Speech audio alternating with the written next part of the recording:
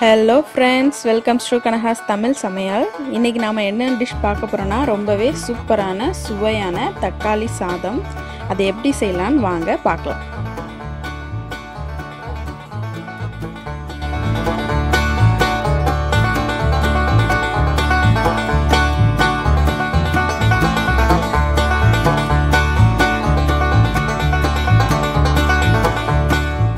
தேவையான பொருட்கள் பார்க்கலாம். எண்ணெய் எடுத்துக்கோங்க.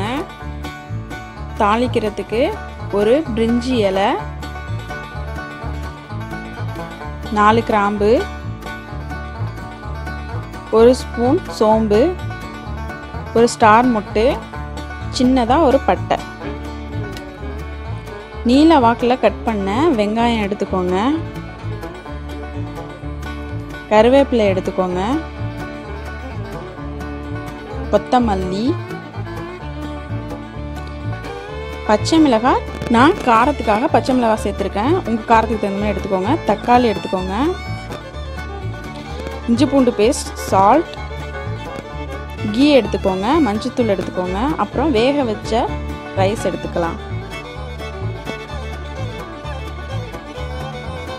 ஃபஸ்ட்டு ஒரு பாத்திரத்தில் 4 ஸ்பூன் அளவுக்கு எண்ணெய் விட்டுக்கோங்க.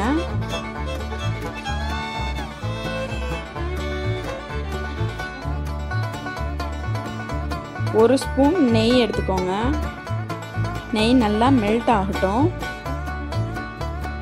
இதில் நாம் தாளிச்சிடலாம். பிரிஞ்சி இலை, ஸ்டார் மொட்டு, பட்டை, கிராம்பு,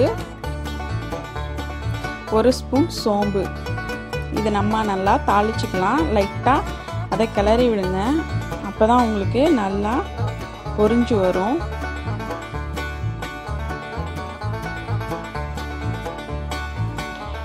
இது நல்லா பொரிஞ்சிருச்சு. நம்ம இப்போ கட் பண்ண வெங்காயத்தை இதில் ஆட் பண்ணிக்கலாம்.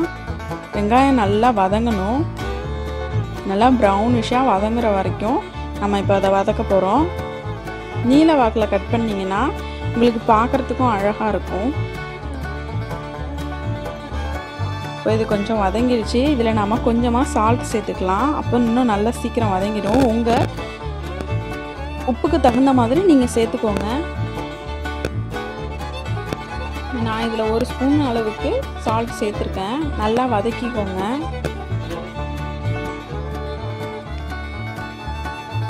இப்போ இது வதங்கிடுச்சு. நம்ம கட் பண்ணி வச்சுருக்க பச்சை மிளகாயை அதில் சேர்த்துக்கலாம். நீல வாக்கில் நீட்டாக நான் கட் பண்ணியிருக்கேன். காரத்துக்கு வேறு எதுவுமே சேர்க்க வேணாம். பச்சை மிளகாய் மட்டும் சேர்த்தா போதும். 10 தக்காளி பழம் எடுத்திருக்கேன். நல்ல பழமான தக்காளியாக எடுத்துக்கோங்க. அப்போ தான் உங்களுக்கு ரைஸ் நல்லா டேஸ்ட்டாக இருக்கும். இதையும் நல்லா வதக்கிக்கோங்க. பச்சை மிளகாயை ஸ்டார்டிங்லேயே போட்டுருங்க. ஏன்னா அப்போ தான் நல்லா அந்த காரம் உங்களுக்கு உள்ளே இறங்கும். தக்காளியை போட்டு நம்ம நல்லா வதக்கணும். அது நல்லா கூழாக மசிஞ்சு வர வரைக்கும் நம்ம வதக்கினா தான் உங்களுக்கு ரைஸ் கிளறும் போது நல்லா ஃப்ளேவர் கொடுக்கும், நல்ல டேஸ்ட்டும் கொடுக்கும். அதனால் நல்லா வதக்கிக்கோங்க. இது இப்போ கொஞ்சம் வதங்கிடுச்சு. நம்ம இஞ்சி பூண்டு பேஸ்ட்டை இதில் ஆட் பண்ணிவிடுவோம்.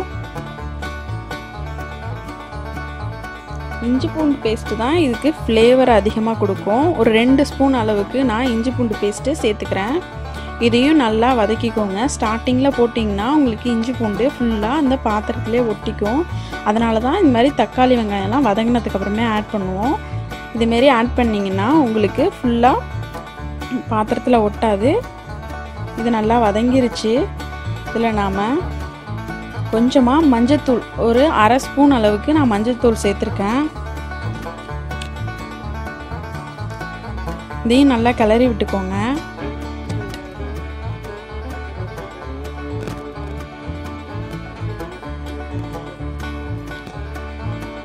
நல்லா கிளறியாச்சு.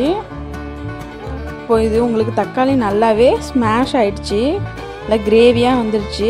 இந்த ஸ்டேஜில் நம்ம கருவேப்பிலை ஆட் பண்ணிக்கலாம். கருவேப்பிலை என்றைக்குமே மேக்ஸிமம் முடிஞ்சிருச்சு அப்படின்னு இருக்கிற ஸ்டேஜில் நீங்கள் சேர்த்திங்கன்னா அதோடய ஃப்ளேவர் நல்லா இறங்கும். கடைசியாக எல்லாம் கலர்னதுக்கப்புறமே நீங்கள் ஆட் பண்ணிங்கன்னா அதோடய ஃப்ளேவர் உங்களுக்கு சரியாக இறங்காது.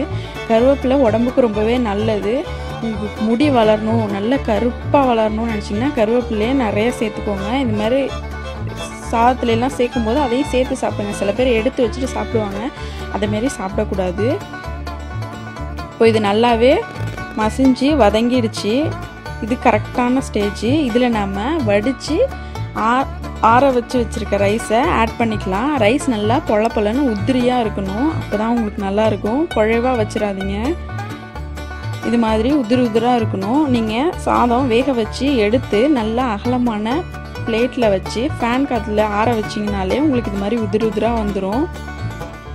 ரைஸு ஃபுல்லாக போட்டு கிளறக்கூடாது, கொஞ்சம் கொஞ்சமாக ஆட் பண்ணுங்கள். அப்போ தான் உங்களுக்கு அந்த கிரேவிக்கு தகுந்த அளவுக்கு ரைஸ் போட்டு கிளற முடியும். எடுத்தோடனே நிறையா போட்டுட்டிங்கன்னா கிரேவி பத்தாமல் போயிடும். அதனால் நீங்கள் கொஞ்சம் கொஞ்சமாக போட்டு நல்லா மிக்ஸ் பண்ணி விடுங்க. ரொம்ப அழுத்தி மிக்ஸ் பண்ணாதீங்க, லைட்டாக மிக்ஸ் பண்ணுங்கள். ஏன் அப்படின்னா உங்களுக்கு ரைஸ் நல்லா உடஞ்சி குழஞ்சி போயிடும். அப்போ உங்களுக்கு ஃப்ளேவரும் டேஸ்ட்டும் வேறு மாதிரி போயிடும், நல்லா இருக்காது. அதனால் பொறுமையாக கிளறி விடுங்க.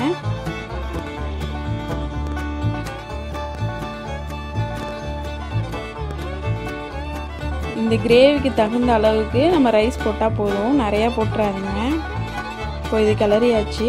ஒயிட் ரைஸ் எங்கேயுமே தெரியக்கூடாது. இதில் நான் திரும்பவும் 1 ஸ்பூன் அளவுக்கு நெய் சேர்த்துருக்கேன். அது வந்து உங்களுக்கு டேஸ்ட்டுக்காக தான். சில பேர் காரமாக இருக்குது அப்படின்னு நினச்சிங்கன்னா கொஞ்சம் நெய் அதிகமாகவே ஆட் பண்ணிக்கலாம். கட் பண்ணி வச்சுருக்க கொத்தமல்லியை சேர்த்துக்கலாம்.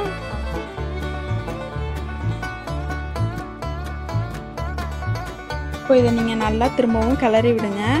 இந்த நெய்யும் கொத்தமல்லியும் ஃபுல்லாக எல்லா இடத்துலையும் ஸ்ப்ரெட் ஆகணும். அந்த சூட்லேயே அந்த நெய் மெல்ட் ஆகிடும். அதனால் நீங்கள் அடுப்பை ஆஃப் பண்ணிவிட்டு கூட இது மாதிரி கிளறிக்கலாம். அடுப்பை ஆன்லேயே வச்சுட்டு செஞ்சீங்க அப்படின்னா உங்களுக்கு வந்து அடியெலாம் ஒரு மாதிரி கருக ஆரம்பிச்சிடும். அதனால் ஆஃப் பண்ணிவிட்டு இது மாதிரி செய்யுங்க. இப்போ நல்லா கிளறி ஆயிடுச்சு, நல்ல ஸ்மெல்லாக டேஸ்ட்டாக இருக்கும். இப்போ இது சர்வ் பண்ணுறதுக்கும் ரெடி ஆகிடுச்சு. உங்கள் குழந்தைங்களுக்கு நீங்கள் லஞ்ச் பாக்ஸுக்கு இது மாதிரி செஞ்சு கொடுக்கலாம், வீட்டில் இருக்கும்போது செஞ்சு கொடுக்கலாம். இதுக்கு வந்து நீங்கள் சைடிஷாக ஆனியன் பச்சடி எடுத்துக்கிட்டிங்கன்னா ரொம்ப டேஸ்ட்டாக இருக்கும். உங்கள் குழந்தைங்களுக்கும் இது ரொம்பவே பிடிக்கும்.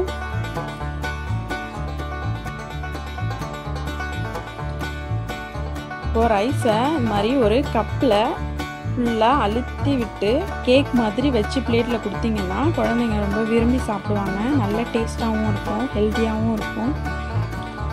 இப்போ நாம் சுவையான தக்காளி சாதம் எப்படி செய்கிறதுன்னு பார்த்தோம். இந்த வீடியோ உங்களுக்கு பிடிச்சிருந்துச்சுன்னா லைக் பண்ணுங்கள், ஷேர் பண்ணுங்கள், கமெண்ட் பண்ணுங்கள், மறக்காமல் சப்ஸ்கிரைப் பண்ணுங்கள். Thank you friends.